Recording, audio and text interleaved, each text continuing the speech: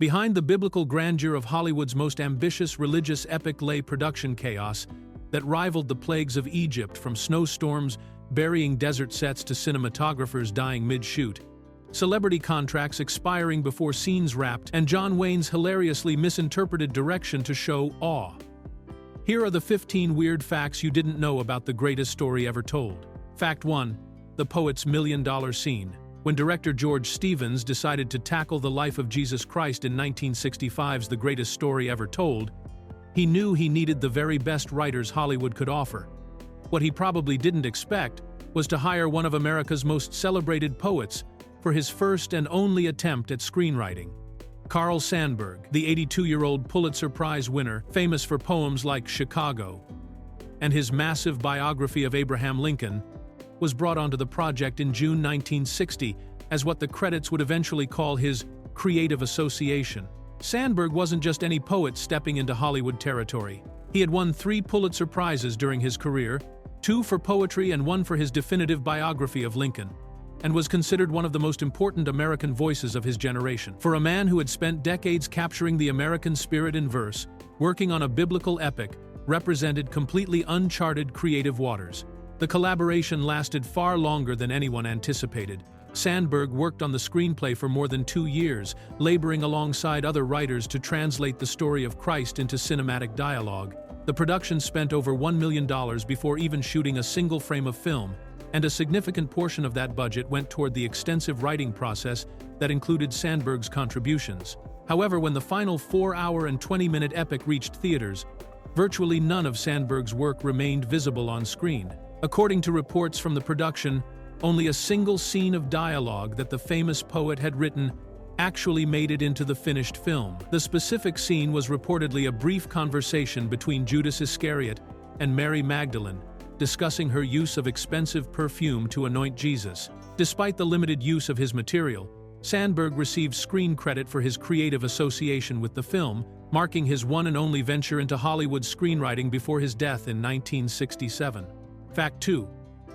Death Valley Baptism Blues. When Charlton Heston agreed to play John the Baptist in The Greatest Story Ever Told, he probably expected to deliver powerful sermons and dramatic proclamations, but he likely didn't anticipate spending entire days standing waist-deep in freezing river water while wearing a hidden wetsuit under his biblical robes.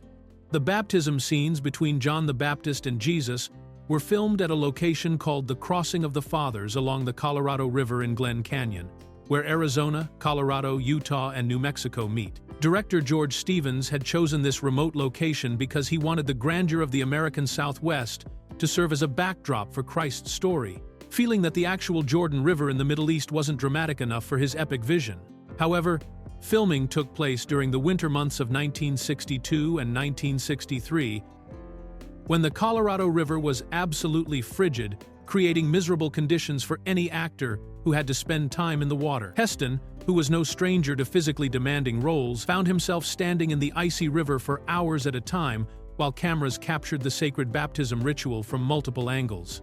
To prevent hypothermia and keep the veteran actor functional throughout the long shooting days, the costume department fitted him with a wetsuit underneath his John the Baptist robes, though this creative solution could only do so much against the brutal cold. The conditions were so uncomfortable that Heston later shared his thoughts on the experience with director Stevens in typically witty fashion.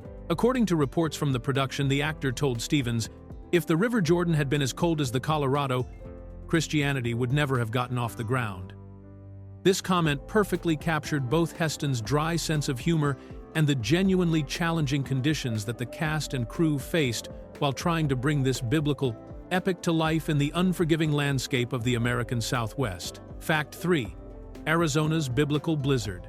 In the winter of 1962 and 1963, Mother Nature decided to play a cruel joke on the production of The Greatest Story Ever Told by delivering the first major snowstorm to hit Arizona in decades, completely burying the elaborate Jerusalem set that had been constructed in Glen Canyon near Page, Arizona. The timing couldn't have been worse for director George Stevens and his crew, who were already dealing with a production that had spiraled far beyond its original schedule and budget. The massive sets representing the walls of Jerusalem, Nazareth, Bethlehem, and other biblical locations had been built along Cane Creek Road, and were impressive enough to become tourist attractions competing with the nearby Glen Canyon Dam for visitors.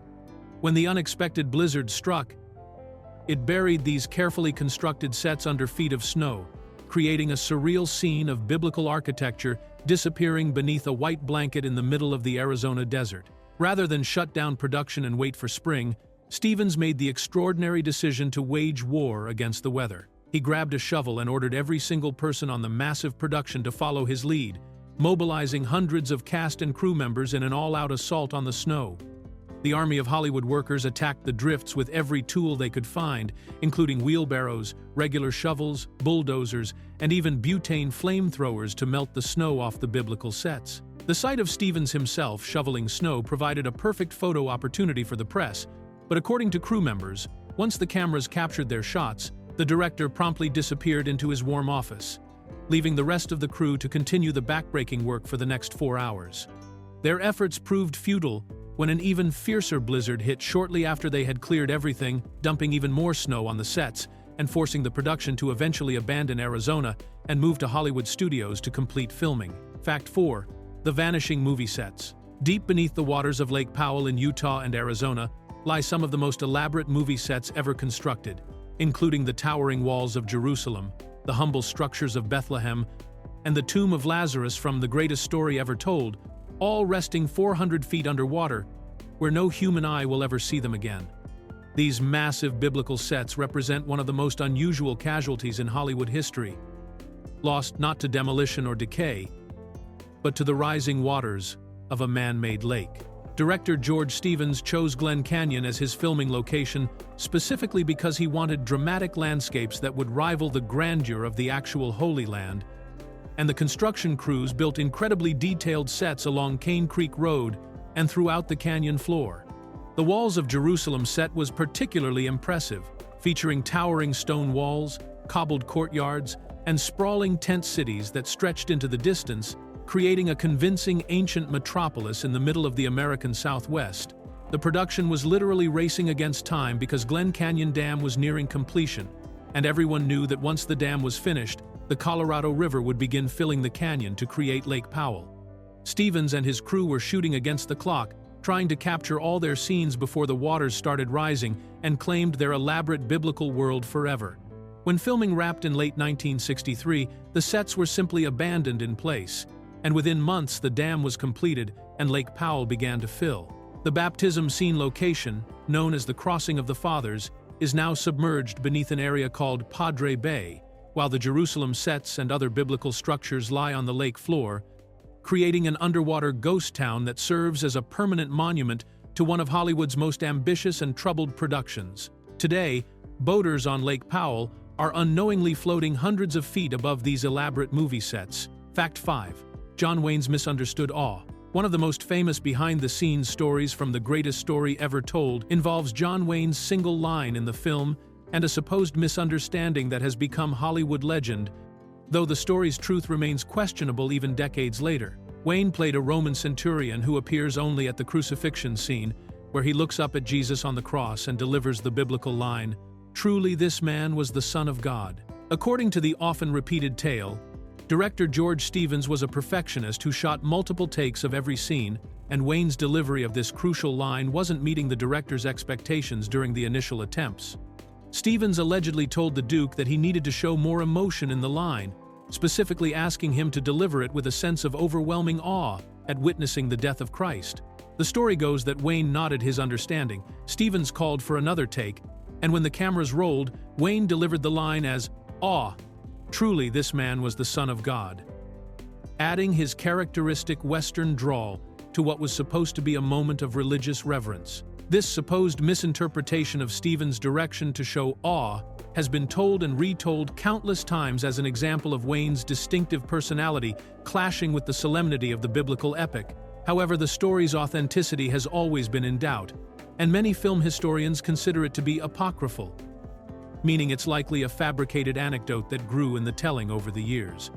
Interestingly, when Wayne himself heard this story being circulated, he reportedly admitted to friends and associates that, while it probably never actually happened, it made such a great tale that he didn't mind people believing it. The legend persists, because it perfectly captures both Wayne's larger-than-life persona and the sometimes awkward collision between Hollywood's star power and religious subject matter. Fact 6. The cinematographer's fatal heart attack. In 1963, tragedy struck the already troubled production of The Greatest Story Ever Told, when cinematographer William C. Mellor suffered a fatal heart attack right on the film set, creating both a human tragedy and a logistical nightmare that forced the production to make immediate and difficult decisions. Mellor wasn't just any camera operator but one of Hollywood's most accomplished cinematographers, having won 2 Academy Awards for his previous collaborations with director George Stevens on A Place in the Sun in 1951 and The Diary of Anne Frank in 1959. The partnership between Stevens and Mellor had been one of the most successful director-cinematographer relationships in Hollywood, with Mellor's visual artistry helping to elevate Stevens' films to critical and commercial success. When Stevens embarked on his ambitious biblical epic, bringing Mellor aboard was considered essential to achieving the grand visual scope that the project demanded, making his sudden death all the more devastating to both the production and Stevens personally. However, the massive scale and already troubled timeline of The Greatest Story Ever Told meant that the production simply could not afford to suspend filming while grieving the loss of such an important creative collaborator. The film was already running months behind schedule and millions of dollars over budget, with hundreds of cast and crew members depending on continued work, making any significant delay financially catastrophic for the studio. Stevens and the producers made the difficult decision to immediately replace Mellor with veteran cinematographer Loyal Griggs, who had previously won an Oscar for his work on The Ten Commandments. Griggs stepped in without missing a beat, ensuring that filming could continue uninterrupted despite the tragic circumstances. This decision to keep cameras rolling even in the face of such a personal and professional loss demonstrates just how precarious the entire production had become by that point in the filming process. Fact 7. Telly Savalas's life. Changing haircut. When Telly Savalas agreed to play Pontius Pilate in The Greatest Story Ever Told, he made a personal grooming decision that would define his appearance for the rest of his life and ultimately become his most recognizable trademark. At the time of casting, Savalas was already experiencing male pattern baldness, but still had dark brown hair on the sides of his head with a naturally receding hairline on top, as audiences had seen in his Oscar-nominated performance in Birdman of Alcatraz just 2 years earlier in 1962. Director George Stevens felt that Savalas needed to look more powerful and threatening as the Roman governor who would condemn Jesus to death, so he asked the actor to shave his head completely bald for the role. Savalas later recalled his practical reaction to Stevens' request during a 1986 interview on the British talk show Wogan, saying he thought to himself, "I don't care. The price is right," showing his professional attitude toward what seemed like a temporary change for the sake of the character. Stevens was considerate enough to delay production briefly so that Savalas could take his young children to watch him get his head shaved, ensuring they wouldn't be frightened by their father's dramatically different appearance when they saw him next. This thoughtful gesture helped ease what could have been a shocking transformation for his family, turning it into a memorable moment rather than a traumatic surprise. What nobody expected was that Savalas would decide to keep the completely bald look permanently after filming wrapped. The shaved head became so much a part of his identity that he never grew his hair back, maintaining the gleaming dome that would later become iconic when he starred as the lollipop-sucking detective Lieutenant Kojak in the hit television series that ran from 1973 to 1978. A simple directorial request for one biblical epic ended up creating one of television's most distinctive and memorable character looks. Fact 8. Mary Magdalene's hidden pregnancy. The production of The Greatest Story Ever Told stretched on for so many years that major life events inevitably occurred for cast members during filming, and actress Joanna Dunham, who played Mary Magdalene, experienced one of the most significant changes possible when she became pregnant with her first child midway through the lengthy production process. This unexpected development created a unique challenge for director George Stevens, who had to find creative ways to continue filming with one of his key actresses, while hiding her changing physical condition from audiences who would be watching a biblical epic set 2,000 years ago. Dunham's pregnancy presented both a logistical problem and a continuity nightmare for Stevens, who was already dealing with a production that had spiraled far beyond its original timeline and budget. Since Mary Magdalene appears throughout much of the film's narrative, from her first meeting with Jesus through the crucifixion and resurrection scenes, Simply writing the character out of the story was not an option that would preserve the biblical accuracy Stevens was striving to achieve. The solution required careful cinematography and strategic camera work that became increasingly creative as Dunham's pregnancy progressed. Stevens and his camera operators began shooting her scenes primarily from the chest up, using close-ups and medium shots that focused on her face and upper body, while keeping her growing belly out of frame. When full-body shots were absolutely necessary for the story, the crew positioned Dunham at unusual angles, or used clever blocking with other actors, props, or set pieces to obscure her midsection from the camera's view. The difference between Dunham's early scenes and her later appearances in the film became quite noticeable to careful viewers, creating a stark visual contrast that marked the progression of both the story and the real-life passage of time during this marathon production. This creative camera work allowed Dunham to complete her role without compromising the film's biblical setting or creating anachronistic visual elements that would have pulled audiences out of the ancient world Stevens was trying to create. Fact 9. The Navajo Election Exodus. Director George Stevens faced a unique casting challenge when he needed hundreds of extras to portray Roman soldiers in The Greatest Story Ever Told. And his solution led to one of the most unusual production delays in Hollywood history, when 550 Navajo people from a local reservation agreed to play Roman legionnaires but eventually abandoned the film set to participate in a tribal election. Stevens had chosen to film in the American Southwest partly because of the dramatic landscapes, but this location also provided access to Native American communities who could serve as extras in the massive crowd scenes that the biblical epic required. The Navajo participants were hired to wear Roman armor and march in formation as the conquering forces that occupied ancient Palestine, creating an interesting historical irony as indigenous Americans portrayed the imperial soldiers of another era and continent. For Stevens and his production team, this seemed like an ideal arrangement that would provide the large number of extras needed for the epic's battle scenes and crowd sequences, while also offering steady work to members of the local Navajo community during the extended filming period. However, the production timeline of The Greatest Story Ever Told was so extended and unpredictable that it eventually conflicted with important events in the lives of the Navajo extras. When the time came for a significant tribal election back on their reservation, the Navajo participants faced a choice between continuing their work on the Hollywood production and returning home to exercise their civic duties and participate in the democratic process of their own community. The decision was clear for the Navajo extras, who prioritized their tribal responsibilities over their temporary employment in the film industry. They left the movie set en masse to return to their reservation and participate in the election, leaving Stevens and his crew scrambling to find replacement extras for the remaining Roman soldier scenes. This mass departure demonstrated that even in the middle of a major Hollywood production, real-life civic obligations and community responsibilities took precedence over the make-believe world of biblical filmmaking. Fact 10.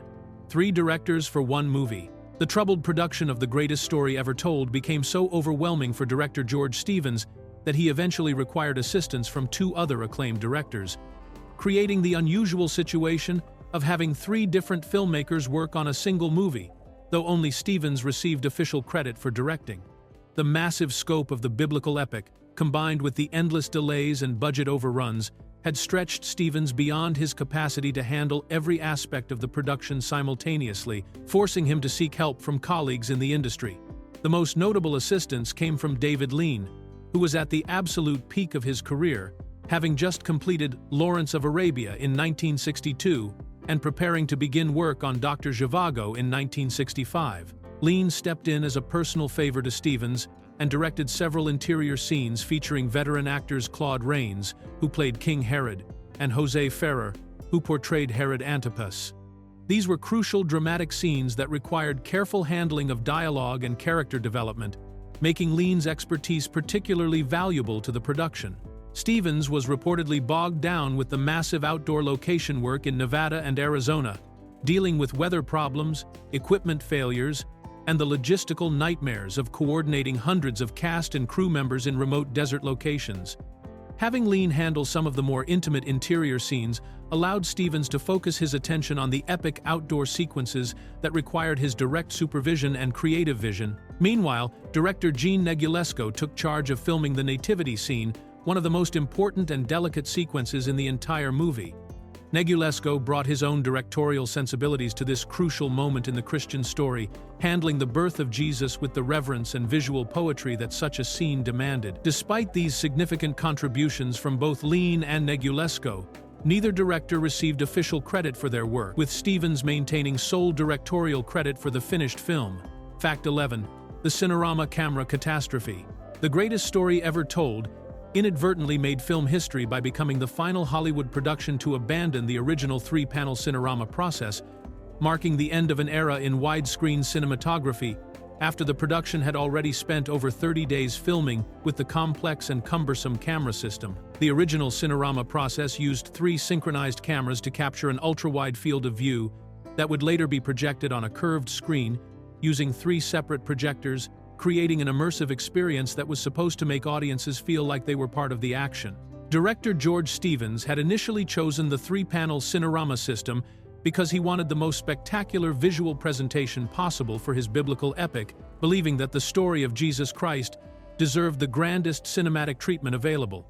The system was notoriously difficult to work with, requiring 3 times the normal amount of film stock, specialized equipment, and highly trained technicians who could keep all 3 cameras perfectly synchronized throughout each shot. However, after more than a month of filming with the 3-panel system, the studio executives made the decision to abandon Cinerama in favor of Ultra Panavision 70mm, a newer single-lens system that could achieve similar widescreen results with far less complexity and expense. This decision meant that numerous scenes that had already been completed using the 3-panel process had to be completely reshot using the new camera system, adding significant time and cost to an already troubled production. The switch proved to be a historic moment for the film industry, as The Greatest Story Ever Told became the last major Hollywood production to use the original 3-panel Cinerama process before it was permanently retired. The cumbersome system, which had been introduced in the early 1950s as a way to compete with television, was finally abandoned in favor of more practical widescreen technologies that could deliver similar visual impact without the enormous technical challenges and costs that Cinerama required. Fact 12. The Lost Celebrity Cameos. The extended production schedule of The Greatest Story Ever Told created an unexpected problem that cost the film several high-profile celebrity appearances when various stars' contracts expired before their scenes could be completed, forcing director George Stevens to either reduce their roles significantly or eliminate them entirely from the final cut. The film had been designed as a star-studded epic with dozens of famous actors appearing in brief cameos throughout the biblical story, but the production's timeline stretched so far beyond its original plan that many of these carefully negotiated celebrity agreements simply ran out. Hollywood contracts in the 1960s typically specified exact time periods during which actors would be available for filming, and when productions exceeded those windows, studios faced the choice of renegotiating expensive new deals or losing the stars altogether. The Greatest Story Ever Told had originally been scheduled to wrap filming much earlier, but the combination of weather delays, technical problems, and George Stevens' perfectionist approach to multiple takes had pushed the production months beyond its intended completion date. Among the casualties of these expired contracts were appearances by John Wayne and Shelley Winters, whose roles were either drastically reduced or completely cut from the final version that audiences saw in theaters. Wayne's role as the Roman centurion was trimmed down to essentially a single-line delivery, while Winters' appearance as the Woman of No Name was similarly shortened from what had originally been planned as a more substantial scene. The situation became so problematic that some celebrity scenes had to be completed using stand-in actors wearing helmets or positioned in ways that obscured their faces, allowing the production to finish sequences without the original stars present. This creative problem-solving allowed Stevens to maintain the narrative flow of his epic while working around the legal and financial constraints created by the production's seemingly endless delays, though it meant that audiences missed out on seeing some of the promised star power that had been used to promote the film. Fact 13. Elizabeth Taylor's rejected role. In the early planning stages of The Greatest Story Ever Told, director George Stevens had his sights set on some of the biggest names in Hollywood to anchor his biblical epic, with Elizabeth Taylor being seriously considered for the role of Mary Magdalene, alongside other A-list stars like Marlon Brando for Judas Iscariot and Spencer Tracy for Pontius Pilate. Taylor seemed like a natural choice for Stevens, who had already worked successfully with the legendary actress on 2 previous films, A Place in the Sun in 1951 and Giant in 1956, both of which had earned critical acclaim and demonstrated their effective creative partnership. The prospect of having Taylor play Mary Magdalene would have brought enormous star power and media attention to the religious epic, as she was at the height of her fame and considered one of the most beautiful and talented actresses in the world. Her involvement would have guaranteed significant box office appeal and international interest in the film, especially given her recent high-profile personal life and marriage to Richard Burton, which had made headlines around the globe. However, negotiations between Stevens' production company and Taylor ultimately broke down over financial terms that the studio was unable or unwilling to meet.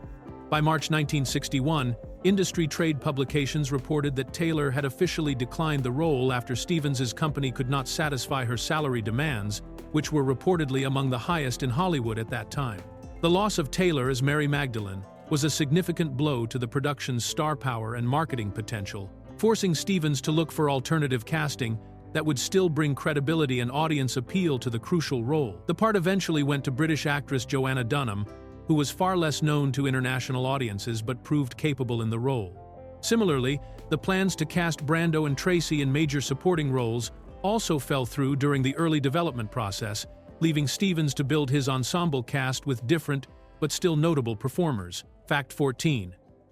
The $500,000 restoration hunt. Nearly 4 decades after The Greatest Story Ever Told first appeared in theaters, MGM made the remarkable decision to spend upwards of $500,000 restoring the biblical epic for its 2001 DVD release, making it one of the most expensive film restoration projects undertaken at that time in cinema history. This massive financial commitment to reviving a film that had been largely forgotten by mainstream audiences demonstrated both the technical challenges involved in preserving older movies and MGM's belief that there was still commercial value in Stevens' ambitious but troubled production. Film restoration in the early 2000s was an incredibly expensive and time-consuming process that required specialized equipment, expert technicians, and painstaking frame-by-frame work to repair decades of damage, color fading, and deterioration that had occurred to the original film elements. The fact that MGM was willing to invest such a substantial amount of money in restoring The Greatest Story Ever Told suggested that the studio saw potential for strong DVD sales from both religious audiences and classic film enthusiasts who appreciated the movie's historical significance and visual scope. The restoration process likely involved locating and digitally scanning the best available film elements, which may have included original camera negatives, intermediate prints, and various edited versions that had been created for different theatrical releases over the years. Given that the film had originally been shot in Ultra Panavision 70mm and had undergone multiple edits and cuts since its original release, the restoration team would have faced significant challenges in determining which version to restore and how to handle the various technical formats that had been used during production. The $500,000 budget placed this restoration among the most costly film preservation efforts of its era, reflecting both the technical complexity of working with the movie's multiple formats and lengthy runtime, as well as MGM's commitment to presenting the film in the highest possible quality for the emerging DVD market that was revolutionizing home entertainment in the early 2000s. Fact 15. Stevens' storyboard obsession.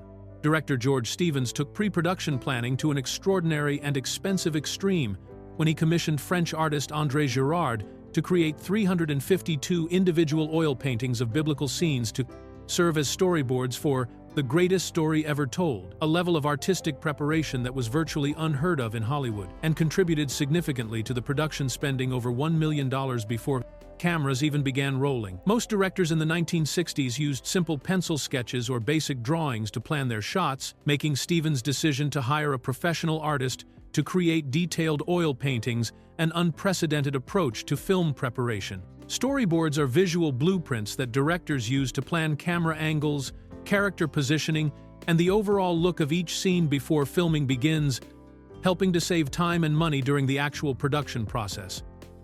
However, Stevens' approach elevated this practical filmmaking tool into something closer to fine art, with each painting serving as a detailed visual reference for how he wanted specific moments in the biblical story to appear on screen. The commissioning of these elaborate oil paintings reflected Stevens' perfectionist nature and his determination to create the most visually stunning biblical epic ever filmed, but it also demonstrated the kind of financial excess that would plague the entire production from beginning to end.